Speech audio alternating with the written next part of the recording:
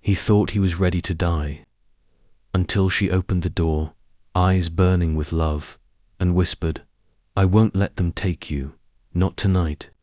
In a forgotten village, hidden deep within the forest, a wounded king lies, in exile betrayed, broken and waiting for the end. But outside his hut stands a young village girl with tears in her eyes and a storm in her heart. She's torn between duty and desire, fear and love. The enemy's army is closing in. If she protects the king, her entire village, including her aging father, could be slaughtered. But if she lets him die, she may never forgive herself. As danger creeps through the night and shadows hunt for blood, one choice will defy fate.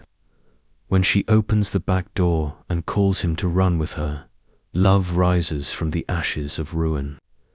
This isn't just a love story. It's a story of sacrifice, survival, and stolen touches in the dark.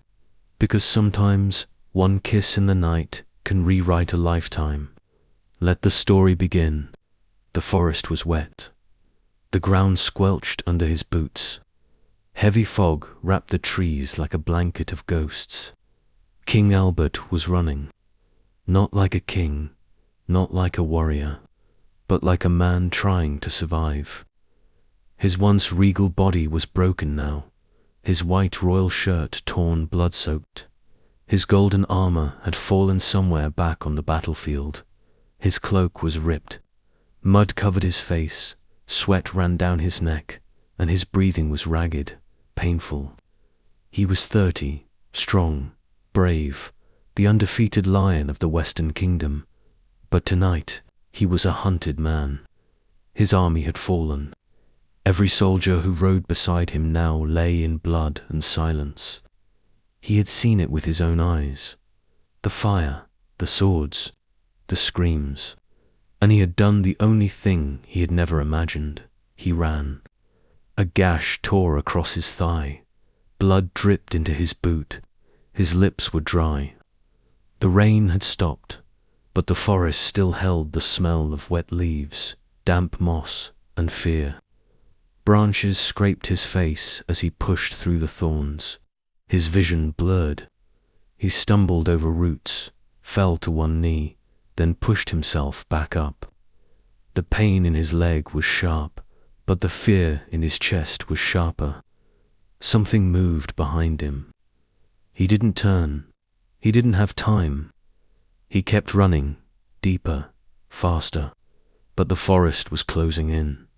The light was fading. His breath was short. Suddenly, C-R-A-C-K.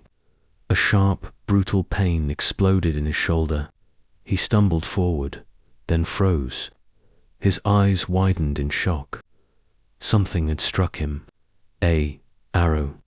It pierced through his royal coat, deep into his shoulder, and burned like fire. His entire body shuddered. His legs gave up. He staggered, turning around, eyes searching through the dense jungle. Leaves brushed his face. Thorns tugged at his clothes. His blood dripped down his fingers. He heard nothing but the sound of wind, the distant howl of wolves, and his own heartbeat, loud and slow. Then, through the mist, he saw her. She stood still, surrounded by tall ferns and thick green trees. A girl, a young woman. She couldn't have been more than 20. She wore simple village clothes, a plain linen dress, damp from the forest air. Her feet were bare. Her long hair was tied back in a neat braid that swung over her shoulder. Her face was unforgettable. Soft, glowing skin, big, greenish-brown eyes filled with shock, and in her trembling hands, a bow still slightly raised. King Albert's heart pounded louder. The pain in his shoulder screamed. The arrow was hers. His knees buckled. The world spun around him. His blood mixed with the wet soil beneath. The forest turned into a blur of green and gold. Before everything went black, he saw just one last thing. The girl had dropped her bow and was running toward him, fast. Her braid flew behind her like a ribbon in the wind, her eyes wide with worry. Then, nothing.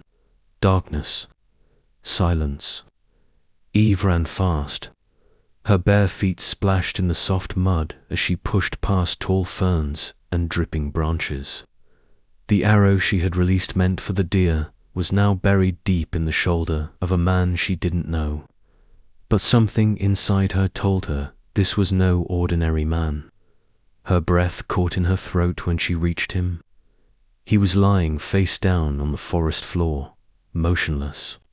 His cloak was soaked in blood, his shirt torn. One of his boots was missing. His hands still clutched a broken sword. She fell to her knees beside him, her fingers trembling as she touched his arm. "God, no," she whispered. "What did I do?" She rolled him gently. His body was heavy, powerful. His chest barely moved as he breathed. There was blood on his lips. His eyes were closed, his face pale but strong, and painfully handsome. A gasp escaped her lips. Her heart pounded. She looked at his clothing, ripped velvet, stitched with gold thread. His broad chest was marked with what once had been a royal crest, now torn. The silver chain around his neck still shimmered, even with the mud. Eve raised her hand to her forehead, panicked. "What have I done?" She looked around wildly. The forest was still, wet and green. Birds chirped softly in the distance, but her mind was a storm. "This man," she breathed, staring at him, "he's a king, or a prince, or someone powerful." She stood up quickly and looked around, eyes scanning between trees. "I only came here to hunt," she muttered. "That deer, where did it go?" She turned in circles, searching. Her eyes caught movement. There, beyond the trees, the deer she had aimed at was leaping away, unharmed, vanishing into the forest like a shadow. Her chest tightened with guilt. The arrow had not met its prey. It had found a man instead, a wounded man, and now, because of her, he was dying. Blood continued to pool beneath him. She could see it now, clearly. His injury was deep. The arrow had gone straight into his shoulder. His sword was broken. His strength was gone. Eve stood frozen for a long moment. She pressed her hands to her face. "If I leave him here, he'll die." Her voice cracked. She knelt again, closer now. She reached for him carefully, placing her hand against his chest. His heartbeat was faint, but still there. "I can't leave him," she whispered. But what could she do? She was just a village girl, small, fragile. He was tall, built like a warrior, heavy as a stone wall. Still, she tried. She pushed her arms under his shoulders and pulled. Her muscles screamed. Her back ached. The mud beneath them made everything harder. Her palms slipped, her knees burned, but she didn't stop. She dragged him slowly, inch by inch, across the wet ground. Her braid came loose. Her dress clung to her body with sweat and rain, leaves tangled in her hair. Her breath was shallow, but her eyes burned with focus. She paused once to wipe the blood from his forehead. His scent, even through the mud and sweat, was strange. Clean, warm, and royal. His presence made her heart beat faster. "Who are you?" she whispered, brushing a strand of hair from his closed eyes. The forest darkened as the sun began to fall behind the mountains. It took her what felt like hours to reach the edge of the woods. The trees began to thin. The path became familiar. She was close to home. Her arms shook. Her legs barely moved. Her whole body ached. And yet, she pulled him forward, refusing to give up. Finally, she saw it. Her village, small, quiet, just a cluster of wooden huts with straw roofs. Smoke rose from chimneys. Lanterns glowed gently in the fading light. This was her world, safe, hidden beyond the forest, untouched by the power of kingdoms and crowns. She crossed the final patch of grass, dragging the man behind her. Her hands scraped and red. That's when she heard a voice. Eve. She turned, gasping. Her father stood nearby, carrying a bundle of firewood on his back. His eyes widened at the sight before him. His daughter, bruised and exhausted, dragging an unconscious man across the grass. He dropped the firewood. What in God's name is this? Eve couldn't catch her breath. Her chest heaved. She stared at her father with wide eyes, guilt and urgency battling on her face. I shot him, she said finally, her voice shaking. But I didn't mean to. I thought I was aiming at a deer. I swear. Her father took a step closer, staring at the stranger's torn clothes and bleeding shoulder. Who is he? Eve looked down at the man she had brought from the forest. Her hand rested on his chest, which rose faintly beneath her palm. I don't know, she whispered, but I think he's someone important. She looked back at her father. Please, she said, voice trembling, he's in trouble. I can't leave him to die. We have to help him. All right. She gained the permission, and soon after that the injured king was in her private hut. The flickering flame of a single candle cast long shadows across the wooden walls of the hut. The air was thick with the scent of herbs, damp earth, and something else, something far more dangerous. Eve Snape knelt beside the unconscious man lying on the straw bed. For hours, she had resisted the idea. She had stared at him from a distance, heart pounding, every instinct warning her to stay away. But something in his torn, blood-soaked shirt, something in the way his strong chest rose and fell in labored breaths, had cracked her resolve. She had seen soldiers before, but none like him. His face, even wounded and bruised, was absurdly handsome, sharp jawline, high cheekbones, lips that looked as though they'd once known how to smile, but hadn't in years. His brows were furrowed in pain. His hair, soaked with sweat and blood, clung to his forehead. He looked powerful, but broken. And now he was in her care. Her fingers trembled as she reached for the edge of his shirt. Slowly, gently, she lifted it, revealing a deep gash across his side. The candlelight danced across his bare skin, highlighting the defined muscles and the rough scars that told stories she'd never know. Heat rushed to her cheeks. This is foolish, she whispered to herself, dipping the cloth into warm water mixed with crushed herbs. But her hands didn't stop.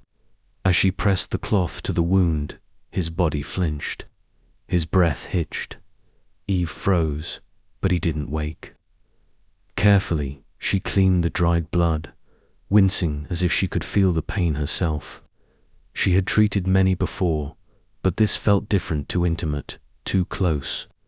His skin was warm beneath her fingers, his pulse steady but strong.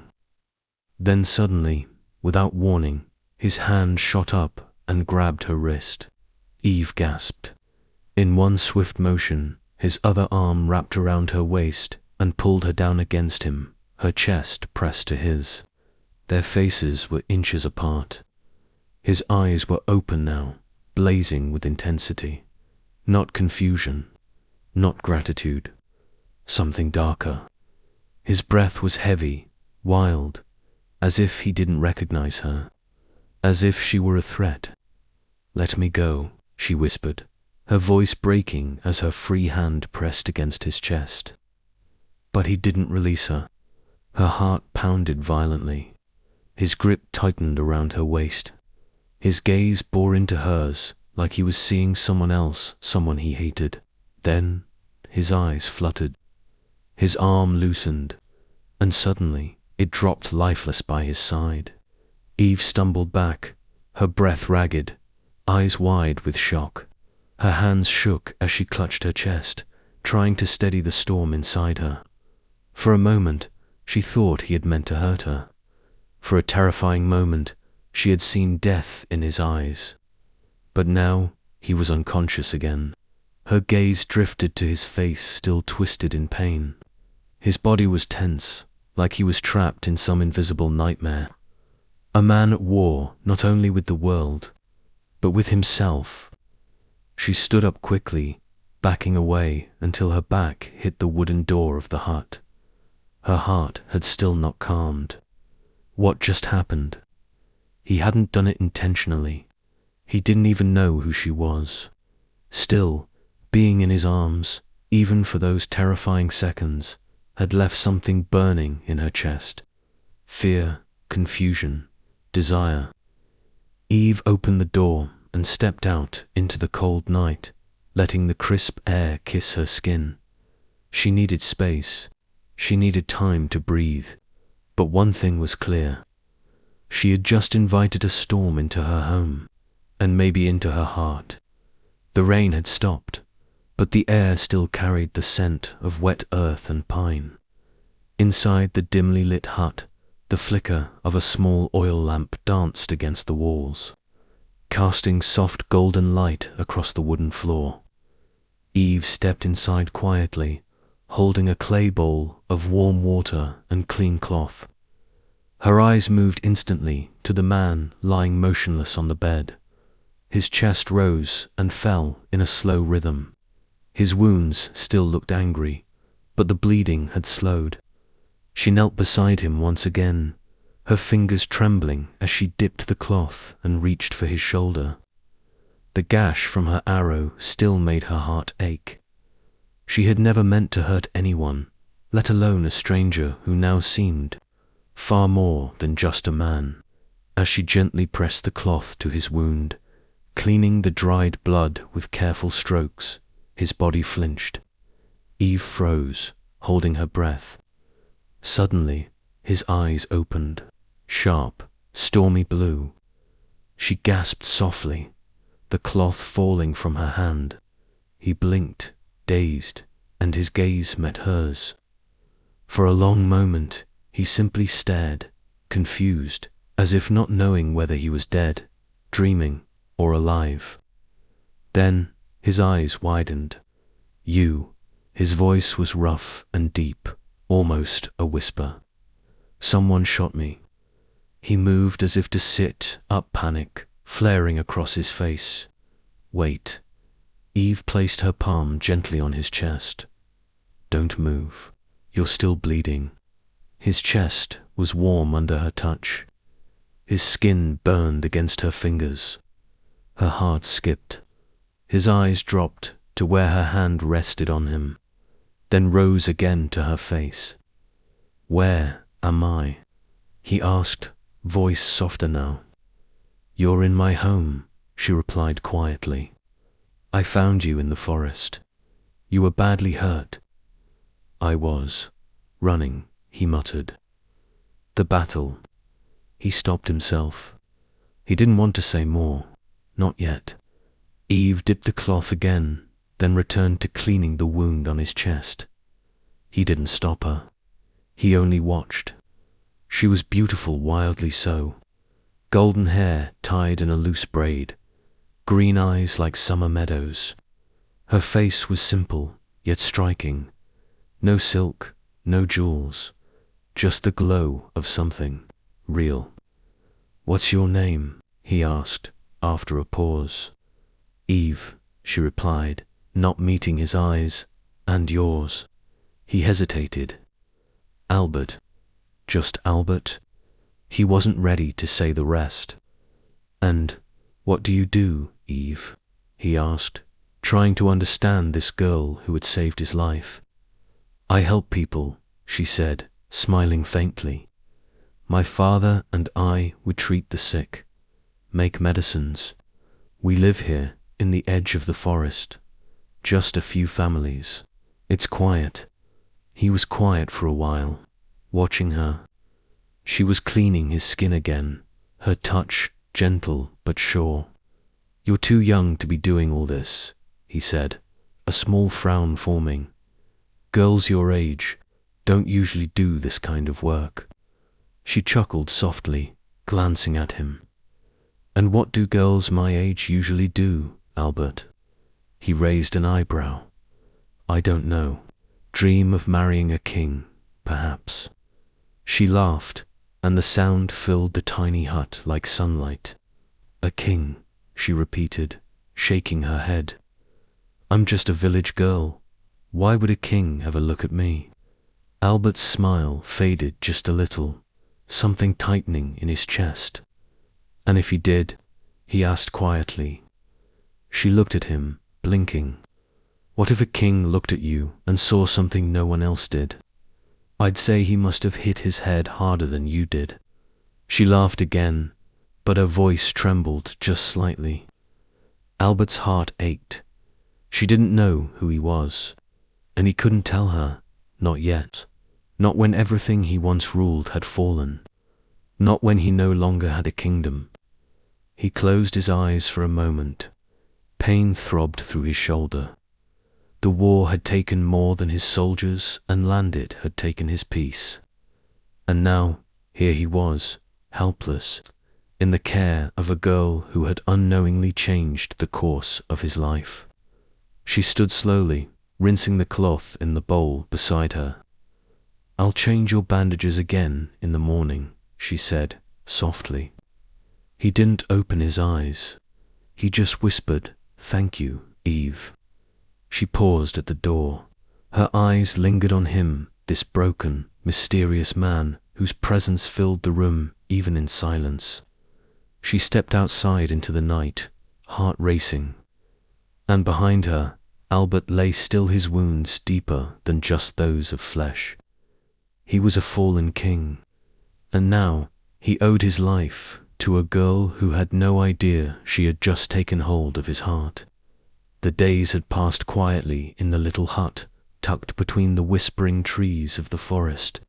The wounded Mandelbert, as Eve still knew him, was slowly healing under her care. With each bandage she changed, each touch of her hand against his skin, something unspoken bloomed between them. He had started talking more. She had started smiling more. Laughter echoed sometimes inside the small hut, and silence between them no longer felt awkward, but warm. It was in the way he looked at her when she walked in the way her fingers lingered a second longer while wrapping fresh cloth around his shoulder. It was not just healing, it was falling, and neither of them dared to say it. This morning, sunlight filtered through the open window as Eve knelt beside him, cleaning the wound with gentle care. Her fingers moved delicately, wiping away the dried blood, while he watched her through half-lidded eyes. Her golden hair was tucked behind her ears. A tiny smile played on her lips as she worked. "You've gotten much better at this," Albert said softly, his voice still hoarse but teasing. She smiled, not looking up. "And you've gotten better at being patient." He chuckled, but then suddenly both of them froze. The wooden door creaked, and in stepped Eve's father. His eyes landed first on his daughter, then on the man whose bare chest was exposed under the soft white bandage she had just tied. Silence filled the hut like a storm cloud. He stirred in blinking, unreadable. Then, without a word, he strode forward, grabbed Eve by the arm, and pulled her outside. "Father, what are you doing?" Eve cried out, shocked. But her father didn't stop until they were several steps away from the hut. His voice dropped low, serious, his face pale with disbelief. "Do you even know who that man is?" he asked. Eve's breath caught. "His name is Albert." Her father shook his head sharply. "No, that is not his name. That man is King Albert George." Eve blinked, stunned. What? He looked into her eyes, his own filled with fear. He is the king who lost, the one who ran. His entire army was destroyed. The enemy controls the capital now. They are hunting him everywhere. And he is here, in our home. Her heart pounded violently. Her Albert, the king? He's a fallen ruler now, her father continued. If anyone in the village finds out he's here, we'll all be in danger. His enemies are near. I can feel it. If they discover him, they'll kill him and anyone who protects him. Eve swallowed hard. Her heart twisted. But father, she whispered, he's not dangerous. He's hurt. Her father's expression darkened. He's trouble, Eve. You must understand. He is not one of us. You must let him go. Eve didn't answer. She gently pulled her arm away and turned back toward the hut. Her father called after her, but she didn't stop. When she stepped inside, the air felt heavier. Albert was sitting up now.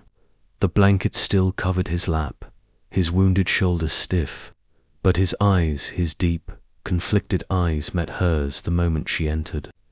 He knew. She didn't need to say a word. He had heard everything. I suppose, he said softly, you know now. She nodded slowly, her hands trembling at her sides. You're the king, she said, the words tasting foreign in her mouth. You lied to me. I had to, he replied gently. I didn't want to, but I didn't know if I would survive. I didn't know if I could trust anyone. And then I met you. He reached out his hand. She hesitated. I'm not a king anymore, Eve. I'm a man without a throne, without a future. But I'm still the same man you've been healing. The same man who looked at you every day and saw light again. And I need to know. He stood, slowly, painfully, but with strength in his voice. Do you still love me now that you know the truth? Would you marry a king who lost everything? Start a new life with someone who's no longer powerful, just real? Eve felt her eyes sting. Tears welled. She didn't answer. She couldn't. She turned away, her breath shallow, her chest tight, and stepped outside. The air was thick with tension. A small crowd had gathered beyond the trees. Faces she knew, neighbors, villagers, and every one of them was staring at her with suspicion, with concern. She knew what they feared. She knew what they'd do, but her heart didn't care. She stood there in the middle of the storm, her back to the man she loved who had lied. Yes, but who had also bled and broken and trusted her when he had nothing left. Behind her, the hut held the fallen king. Before her, the world watched, and Eve was standing right in between love and war. The villagers were gone. A heavy silence fell over the forest. The faint sound of leaves rustling in the breeze was the only witness to the girl who stood alone outside her small hut. Her green eyes were filled with tears that shimmered in the moonlight.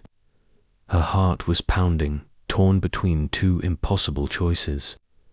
Behind her, inside the hut, sat King Albert, the man she had fallen in love with. But love wasn't enough tonight. She knew the truth. The enemy soldiers were coming. They would reach the village before sunrise. And if they found out that she had given refuge to the fallen king, they would burn every house, slaughter every soul. Her old father would be among the first to die. She couldn't let that happen. But how could she let him die either? She stood frozen. Her feet wouldn't move, her body numb. She couldn't make herself go back inside. Inside, Albert sat motionless, staring at the cold earthen floor. The flickering light of the oil lamp danced across his tired face. A bitter smile tugged at his lips. His eyes, once sharp with pride and command, were hollow now. He knew she wasn't coming back. Love loses, he whispered to himself, and duty wins. He looked at the broken sword resting against the mud wall. Its blade was chipped, its glory gone just like him.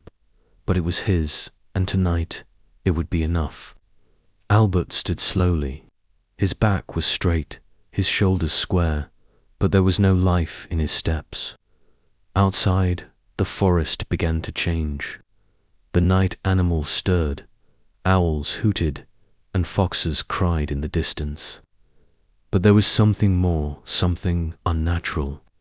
A soft, chilling rustle passed through the village like a ghostly whisper. The enemy was here. Shadows crept from the woods. Dark figures moved silently between the huts, their eyes scanning, searching, ready to kill. Inside the hut, Albert took one deep breath. His hand touched the hilt of his sword. "I will die like a king," he whispered. But before he could step outside, creak, he turned sharply. The back wall of the hut, a hidden section of it, was opening. A sliver of moonlight broke through, and in that silver light stood her. She looked like a vision, hair tied back, a dagger at her hip, boots laced tight. Her eyes were bright, fierce, glowing like emerald fire, and on her face a smile that was both brave and soft. Albert stared, stunned. She brought a finger to her lips, signaling silence, then waved her hand, urging him to come. He walked toward her, slow, confused. His voice cracked. "You came back." "I never left," she whispered. "Why?" he asked, almost breathless. "They'll kill you if they find out." "I don't care," she said, eyes locked with his. "I can't let them take you. I can't let you die here." Albert's voice was low, trembling. "But your father, your people." She stepped closer, inches from him now. "I love you, Albert. I love you more than my fear. If they want a war, let them come. But I won't let them take you from me." His throat tightened. His heart swelled. "You love me." She nodded. "I love you, even if you're no longer a king. Even if all you have left is a broken sword and tired eyes. To me, you are still the man who saved a wounded bird with his hands, who smiled at me even when he was bleeding. That's the man I love." Albert's eyes filled with tears. He reached for her hand. "You're mad," he said softly, smiling. "Only for you." They stood there, in that quiet moment, while the world outside burned with danger. Then she tightened her grip on his hand. "Come with me, now." They slipped into the night, disappearing into the forest's dark arms, guided by the stars and the rhythm of their hearts. Their feet moved fast but silent, avoiding the enemy patrols, weaving between trees, breathless and wild. Back in the village, the enemy searched every corner. They kicked open doors, shouted orders, but the hut was empty. The fire inside had died, and love had escaped. Far from the village, at the edge of the forest, the couple finally slowed. They paused near a narrow stream. Moonlight danced on the water. Albert bent over, catching his breath. She stood beside him, still holding his hand. He looked at her, and for the first time in days, he smiled. Not the broken smile of a lost man, but the soft smile of someone who had found something worth living for. "You saved me," he whispered. "No," she said, stepping closer, placing her hand gently on his cheek. "You saved me. You gave me a reason to believe in love." Albert leaned in, his forehead touching hers. "I was ready to die tonight." She nodded. "And I was ready to kill for you." Their lips met in a kiss, soft, trembling, but full of promise. When they parted, he asked, "Where do we go now?" "Anywhere," she said, "as long as you're with me." They turned, hand in hand, and walked into the unknown, a broken king and a brave village girl, leaving behind ruins, fear, and war. Ahead of them lay mountains, rivers, and endless dangers, but also hope, because love had won, and it would keep winning.